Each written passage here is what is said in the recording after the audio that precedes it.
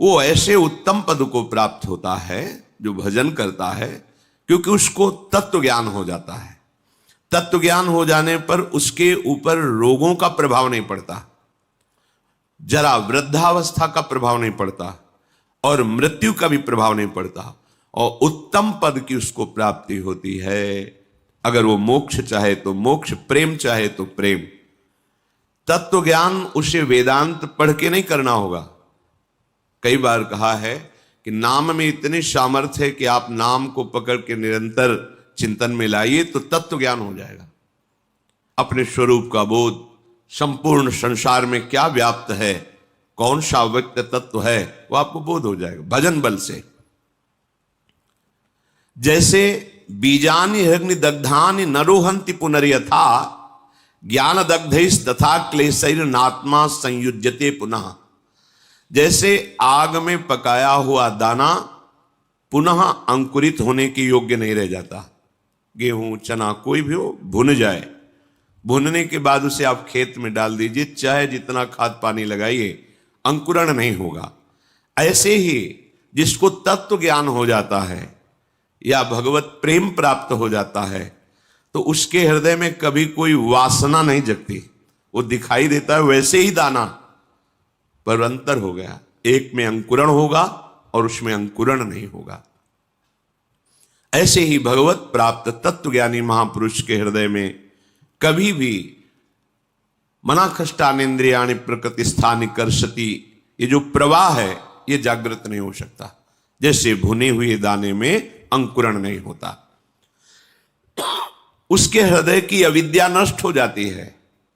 बिल्कुल हृदय में कोई चिंतन का क्लेश नहीं, आत्मानंद से परिपूर्ण हृदय हो जाता है। आत्मानम विंदते येन सर्वभूत गुहाशयम।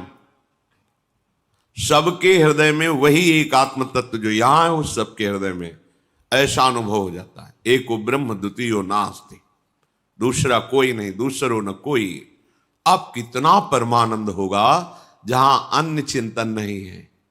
ये जो सुख की स्फुरणा होती है, ये उसी आनंद सिंधु के एक बिंदु के सीकर से है, और आनंद समुद्र में अवगाहन करने लगे तो कितना सुख होगा, कल्पना भी कोई विषयी पुरुष नहीं कर सकता। यदि भजन किया जाए, हृदय पवित्र हो जाए, तो श्लोकेन या वार्धनेन क्षीणम तस्य प्रयोजनम, आधे श्लोक में तत्व ज्ञान प्राप्त हो जाए। मार्कंडे जी कह रहे हैं, सब भूतों के हृदय में विराजमान जो भगवत तत्व है वही मेरे हृदय में भी विराजमान है। इसका ज्ञान आधे श्लोक में हो जाए यदि हृदय पवित्र हो। पवित्र हृदय भगवत भाव, अपवित्र हृदय देह भाव, भोग भाव, जागतिक भाव। उसको संपूर्ण शास्त्रों के अध्ययन करने का कोई प्रयोजन नहीं। यहां क्या लक्ष्य करा रहे हैं, हमें अधिक से अधिक समय भजन में देना है। खूब नाम जब चल रहा है अंदर से, बस यही कमी होती है। हम बाहर की क्रियाएं तो सांगोपांग कर सकते हैं, पर निरंतर तैल धारावत भगवत चिंतन बड़ी बाधा पहुंचाती है माया। भजन के जो बड़े सूरवीर हैं उनको भी परास्त करने के लिए ऐसे ऐसे जाल रचती है। क्या परास्त? उनका भगवत चिंतन छूटे और मेरे द्वारा किया हुआ विघ्न उसका चिंतन करें। पर वो भगवान के निज जन होते हैं, एक क्षण में उसके जाल को काट के अपने चिंतन में होते हैं, नहीं तो बह जाता है मनुष्य। अब हमसे भजन नहीं होगा, ऐसी विपत्ति आ गई, ऐसी समस्या आ गई, वो उसी चिंतन में इतना डूबने लगता है कि अब भगवत चिंतन छोड़। यही तो माया जाल रच रही थी तुम्हारा भगवत चिंतन छुड़ाने के लिए। बहुत विचित्र, तुम्हें दिखाई नहीं दे रही, यहाँ एक एक कदम ऐसे दिखाई देता, ये काम, ये क्रोध, ये लोभ, ये मोह, ये मद, जैसे आप व्यक्ति रूप में दिखाई देते ऐसे अनुभव होते। ये इसका जाल गिरा, अब ये गिरा, इसको कैसे बचाएं, पूरा विचार करके फिर देखते हैं कि अब तो हाथ से छूट गया, अब गया, अब बचा। देख सकते हो, बचा नहीं सकते। बचा तभी सकते हो जब वो बचना चाहे, और वो जाल ऐसे रचती है कि एक क्षण में इष्ट गुरु धाम सबको तिलांजलि दे के हाथ मिला लिया माया से। और यही ऐसे जाल रचती है कि लगता है परम सुख और परम हितैषी यही है हमारा। धोखा हो गया, अब वो निकल गया। तत्व ज्ञान प्राप्त करने के लिए कोई प्रयास की जरूरत नहीं, भजन करो, भजन करो। भगवान शंकराचार्य जी तत्व ज्ञान प्रदान करने के लिए ही आचार्य रूप में प्रकट हुए। वो कह रहे हैं कि तत्व ज्ञान में सबसे श्रेष्ठ है भक्तिरीव गरीयसी, भक्ति। अगर भगवान की भक्ति की जाए तो बहुत जल्दी तत्व ज्ञान प्राप्त हो जाए। भगवान शंकराचार्य जी भी निरंतर भजन, मैं कौन हूं, संसार का क्या स्वरूप है, भगवान का क्या स्वरूप है, सब आपको बोध हो जाएगा। नौ योगेश्वर इस सिद्ध महापुरुष आकाश मार्ग से चलते रहते हैं, अब भी हैं। ये विरक्त महापुरुष प्रायः जो सच्चे मार्ग के पथिक होते हैं उनके दर्शन पथ पे आते हैं, उपदेश देते हैं। इन्होंने कहा है कि एक एक कवल अन्न पाने जिससे क्षुधा निवृत्ति तुष्टि पुष्टि होती है, ऐसे ही एक एक क्षण भजन करने से आपके हृदय में अपने स्वरूप का ज्ञान, प्रभु के चरणों में प्रेम और संसार का ज्ञान पूरा, कुछ पढ़ना लिखना नहीं पड़ेगा। आप भजन कर रहे, सत्संग सुन रहे, भजन करते रहिए, अपने आप ज्ञान स्फुरित होता चला जाएगा। पर सबसे कठिन इस संसार में है भजन करना। कोई माने या ना माने, कुछ कठिन नहीं, सबसे कठिन है भजन करना, क्योंकि ये अंदर की बात है। बहुत शांति से भजन में लगे हो, ऐसा माया जाल रच दिया कि अब लगा अरे क्या होगा, अब क्या होगा, छूटा भजन, छूटा। वो रचे ही रे, अब क्या होगा, किसकी सलाह ले, किससे मिले, ऐसे ऐसी विपत्ति, ऐसा संकट, ऐसा जाल कि लगता है अब क्या हो। अब वो राजी हो रही, छूटा भजन, छूटा। और जो चतुर है, राधा राधा राधा राधा, मर जाऊंगा पर छोड़ूंगा नहीं, नष्ट हो जाऊंगा पर नाम नहीं छोड़ूंगा, सब अपमानित करें नाम नहीं छोड़ूंगा। अगर चूक हो गई, अब मैं वो क्या करूं जिससे मेरी प्रशंसा बच जाए, मेरा सम्मान बच जाए, मेरा परिवार बच जाए, मेरे पास पुनः सब सुख सामग्री आ जाए, भजन छूटा। ये बड़ी सूक्ष्म इसकी चाल है। तो आत्मानम विंदते एन सर्वभूत गुहाशयम, सबके हृदय रूपी गुफा में हमारा आराध्य देव शयन कर रहा है। भजन करने वालों को ऐसा अनुभव हो जाता है। द्व्याक्षरादाभि संधाय केचिच्छ लोक पदांकितई, बहुत महिमामयी बात कह रहे। सतैरन्नई सहस्त्रैश्च प्रत्ययो मोक्ष लक्षणम, कोई प्रभु के दो अक्षर का नाम पकड़ ले, राम कृष्ण विष्णु शिव, इसमें जैसा लिखा राधा, दो अक्षरा, परा विद्या दो अक्षरा, और निरंतर उसे रटे, मार्कंडेय जी कह रहे हैं, तो परमात्म तत्व का प्रेम और ज्ञान उसके हृदय में प्रकाशित हो जाएगा। सबसे उत्तम बात है नाम जप। जैसे प्रायः लोग जब सुनते हैं कि कोई संत हैं, उनके पास जाओ तो कामना की पूर्ति होती है। कई बार हम आप लोगों को बिल्कुल साफ करके बताते हैं, भगवान प्रणत कामदम है।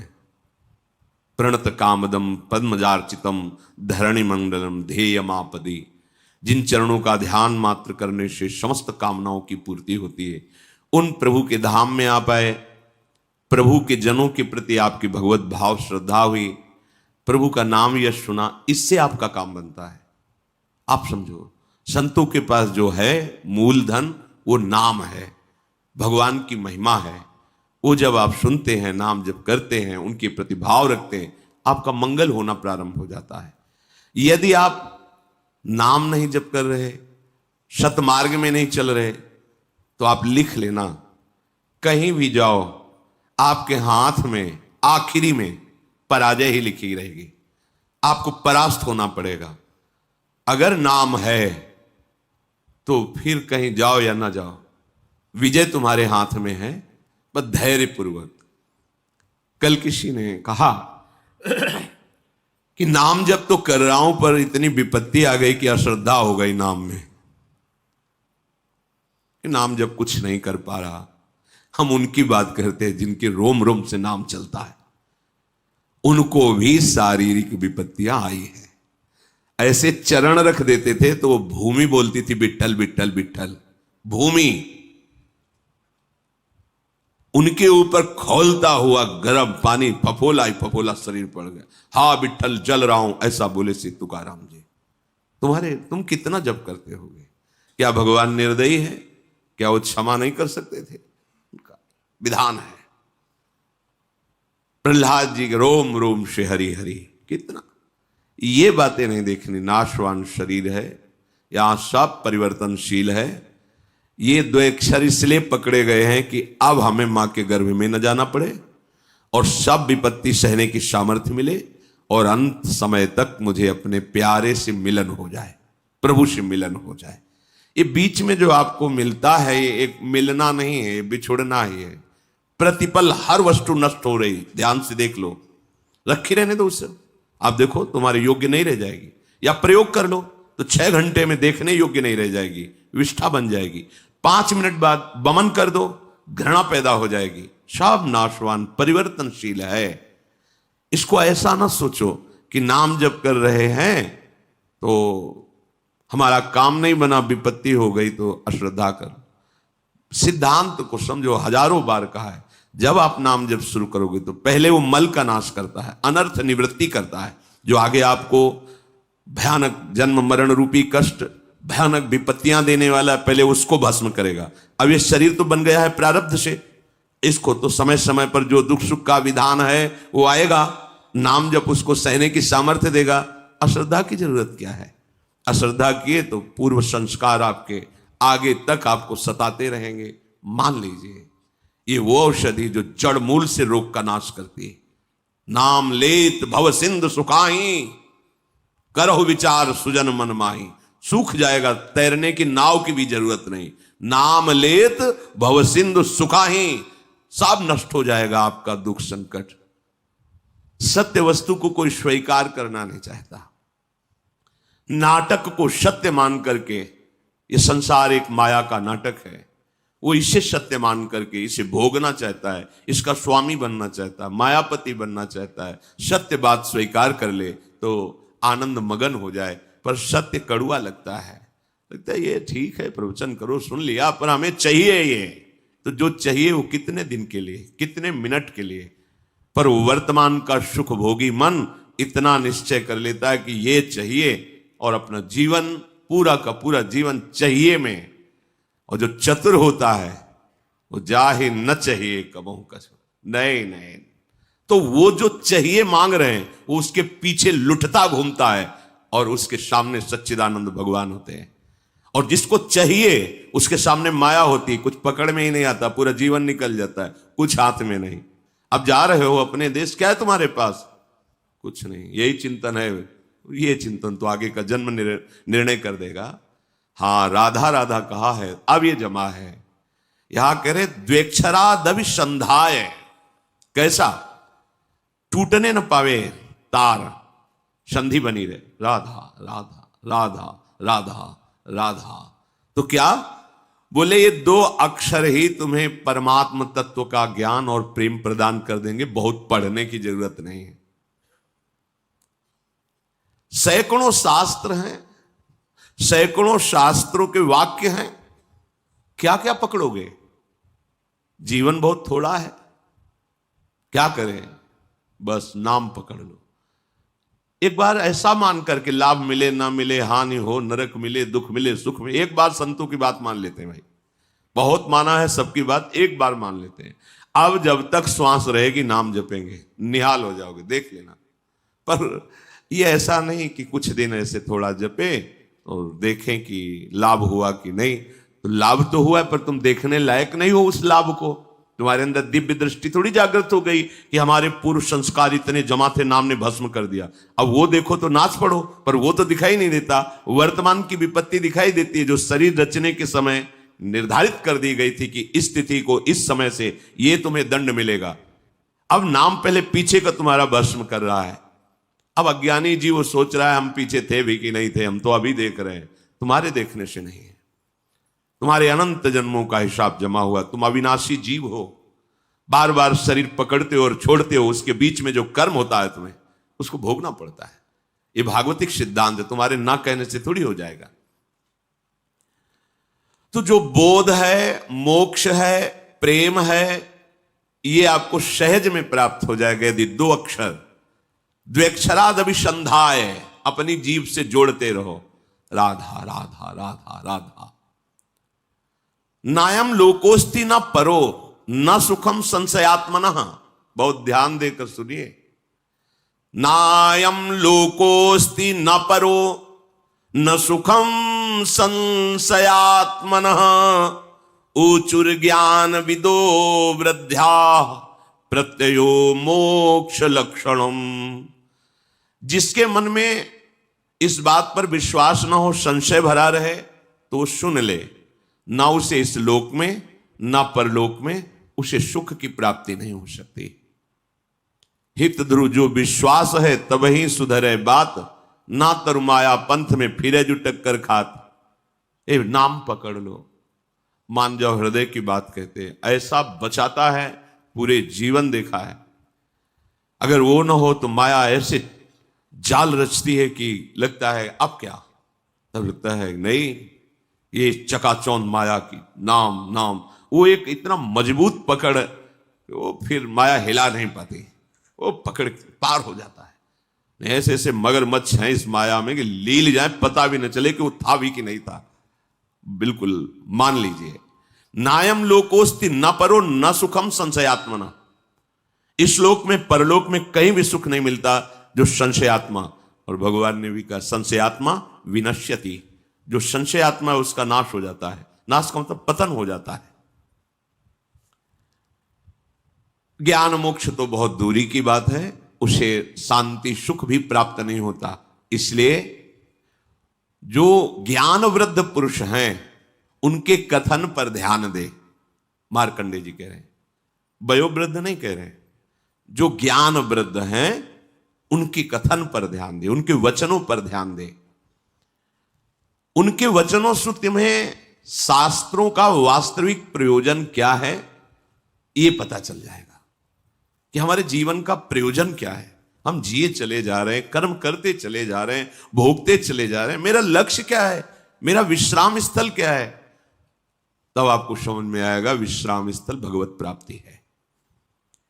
इंद्रियाणाम प्रसादेन तदेतत् परिवर्जयेत्, तस्मादनशनम दिव्यम निरुद्धेन्द्रिय गोचरम। अतः मेरी बात ध्यान से सुनो, सबको चाहिए कि इंद्रियों को पवित्र कर लो।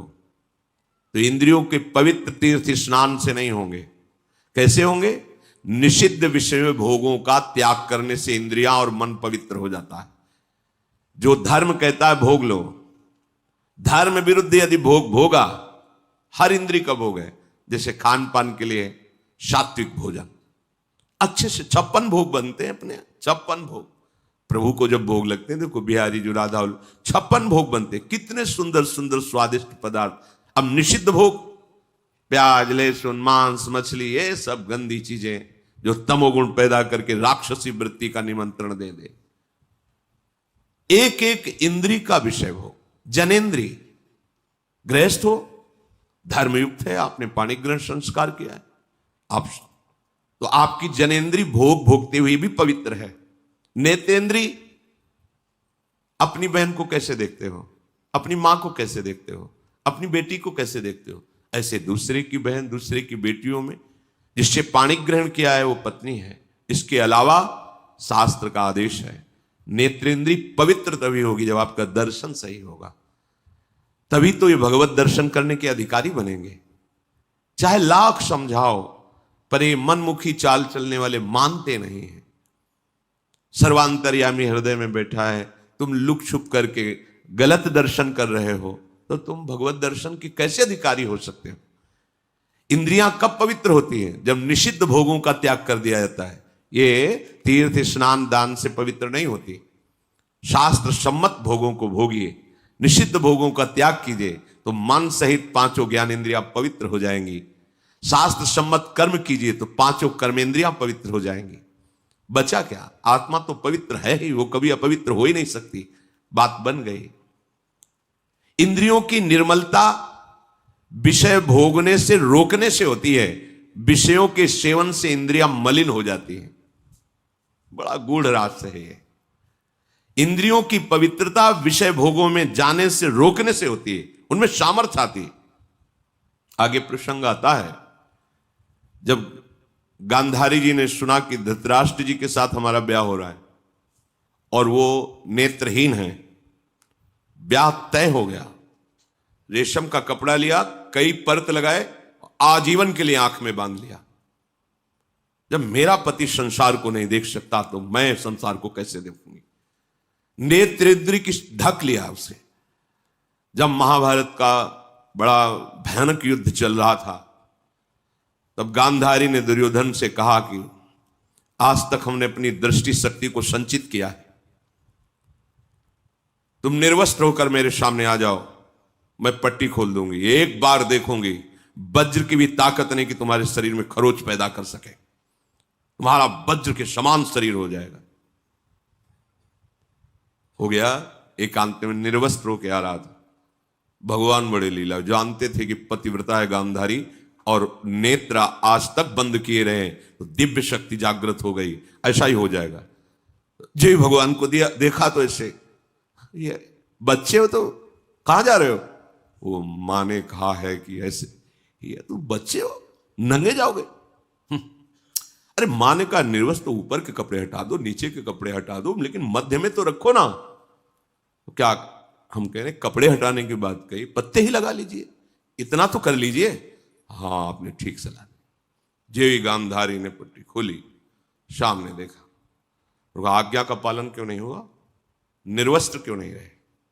और क्या बोले कि श्री कृष्ण ने समझाया, जा यहीं से तोड़ा जाएगा तेरा, यहीं तेरी मृत्यु का कारण बनेगा, बेटा तूने चूक कर दी, यहीं से तू कमजोर हो। वहीं मारा था, जहां मारते थे तो चिंगारियां उठती थी गदा की, कहीं कुछ भी नहीं हो रहा था दुर्योधन का, लेकिन वहीं तोड़ा, जंघा से ऐसे पत्ते बांध लिए थे, वहीं तोड़ा, वहीं से उसका एक नेत्र शक्ति को रोक लिया। तो कितनी बड़ी सामर्थ्य। जो वाणी से मौन रहते हैं, कभी असत्य भाषण नहीं करते, नाम जप करते, वो अगर बोल दे तो होश में हो जाना, बिल्कुल सत्य हो, क्योंकि उनकी वाणी की सामर्थ्य जागृत हो चुकी है। हर इंद्री को जब भोगों से रोक दिया जाता है तो उसके अंदर अपार सामर्थ्य आ जाती है। पर यह बात सहज नहीं है। हम जो सोचते हैं वो क्यों नहीं होता, हम जो करते हैं वो क्यों नहीं सफल होता, क्योंकि पावर ही नहीं है। जब जो मनाया खा लिया, जब मनाया कर लिया, जब जो मनाया देख लिया, तो तुम्हारे अंदर आध्यात्मिक शक्ति नहीं। सब कार्य आध्यात्मिक शक्ति से होते हैं। थोड़ा तो समझिए, थोड़ा तो अपनी इंद्रियों पर शासन कीजिए। इंद्रियों में सामर्थ्य और निर्मलता आती, निरोध, निरोध माने रोकने से। विषयों का जितना शास्त्र आदेश करता है उतना स्वीकार, शेष विरोध, वो आगे भजन कर सकता है। जो ये लोग कहते भजन नहीं बनता, तो मनमानी आचरण बनते हैं ना, इसीलिए भजन नहीं बनता। शास्त्र क्या आज्ञा कर रहा है? तपसा स्वर्ग गमनम भोगो दानेन जायते, ज्ञानेन मोक्षो विज्ञेयस तीर्थ स्नान दघक्षया। तीर्थ स्नान से पाप नष्ट होते हैं, तपस्या से स्वर्गलोक की प्राप्ति होती है, दान से अधिक भोगों की प्राप्ति होती है। आप जो दान कर रहे हो कई गुना बढ़कर आपको मिलेगा अगर सत्पात्र को हुआ है। पर यदि भगवत तत्व का ज्ञान हो गया है तो आवागमन मिट जाता है, सारे कष्ट मिट जाते। वो केवल भगवत तत्व के ज्ञान से ही होगा, वो तुम्हारे दान पुण्य से नहीं। वो सत्संग के द्वारा प्राप्त विवेक से भजन करते हुए जो भगवत तत्व का बोध होता है, वो आवागमन चक्र को मिटा देता है। इस जन्म में मनुष्य जिन जिन पदार्थों का उत्तम पात्र को दान करता है, भावी जन्म में उसे वो पदार्थ बहुत मात्रा में प्राप्त होते हैं। श्री मार्कंडेय जी ने कहा, विज्ञानार्थम मनुष्याणाम मनः पूर्वम प्रवर्तते, तत्प्राप्य कामम भजते क्रोधम च द्विजशतम। इंद्रियों द्वारा जिस विषय का ज्ञान होता है, ये बहुत सुंदर पदार्थ, खा लिया जाए, ये बहुत सुंदर भोग है, भोग लिया, पहले इंद्रियां ज्ञान देती है, ये बहुत सुंदर, बहुत अच्छा। अगर आप उस समय उनका विरोध नहीं कर रहे हैं तो फंसा लिए। चतुर उपासक को जब वो आपके सामने भोगाकर्षण प्रकट करे, उसी समय विवेक के द्वारा बहुतों ने इसको भोगा, सुखी हो जाते हैं ना। बहुत जन्म में तुमने भी भोगा, सुखी हो जाते हैं ना। नहीं है ना, हम धर्म विरुद्ध आचरण नहीं कर सकते, अभी तक किया, अब नहीं करें, ये शुरू कर दिया विरोध, अब वो जलाएगी। प्रमथन स्वभाव वाला मन, प्रमथन स्वभाव वाली इंद्रियां जलाएगी, उसको तुम सह जाओ। बस सहन नहीं कर पाते। हम बहुत कुछ सहन कर सकते हैं। देखो, अगर आपको जरा सा भी ऐसे अंगूठा दबाया जाए तो आपको कष्ट, आप कहोगे मैं नहीं सहन, लेकिन हाथ टूट जाता है, सहते हो ना। पैर टूट जाता है, सहते हो, जीवित रहते हो ना। भारी से भारी ऑपरेशन, बड़े से बड़ा हो, आप सह जाते हो ना, क्योंकि आपके केवल सहने की स्वीकृति की जरूरत है। अपने स्वरूप को न कभी कष्ट हुआ है न कभी होगा। देह में जितना भी कष्ट आता है वो आपकी स्वीकृति के कारण आपको भासता है। आप जितना देह को मैं माने हुए उतना ही कष्ट होता है। तो अंतःकरण में जो ये इंद्रियां जलन कर, ये तो आप सहज में सह सकते हो। आप बड़े वीर हो, बड़े बड़े कष्टों को सहते हो। देखो कितना कष्ट होता है मां को जब वो 9 महीने गर्भ को धारण करती है। प्रसव में कितना कष्ट होता है, पर उस सब सह करके अब अपने जरा विचार करो, अगर थोड़ा ज्यादा हो जाए, गैस बन जाए पेट में, तो कैसा लगता है। वो हमें पूरा 9 महीने धारण किए रहे, सब कष्ट सह सकते हो आप भगवान के अंश हो। ये जो आप डर जाते हो ना कि मन की बात अगर नहीं पूरी करेंगे तो ये बराबर जलाता रहेगा, नहीं, जलाता नहीं रहेगा, वो जल के शुद्ध हो जाएगा। अगर मैंने अपने मन और इंद्रियों की बात नहीं की तो मैं जी नहीं पाऊंगा। ये केवल डरा रहा है, तुम जी नहीं, अमर हो जाओगे अगर ये बात तुम स्वीकार कर लो कि तेरे प्रेरित किए हुए गलत मार्ग में मैं नहीं चलूंगा। इंद्रियों द्वारा किसी विषय का ज्ञान जब आपको कराया जा रहा है, बहुत ध्यान से साधक उपासक जन सुने, तो वो सबसे पहले मन को घसीटती है इंद्रियां, अपने में मिलाती है, क्योंकि ये इंद्रियों का नेता है। अगर ये ना कर दे तो कोई भी इंद्रिय अपना कार्य नहीं कर सकती।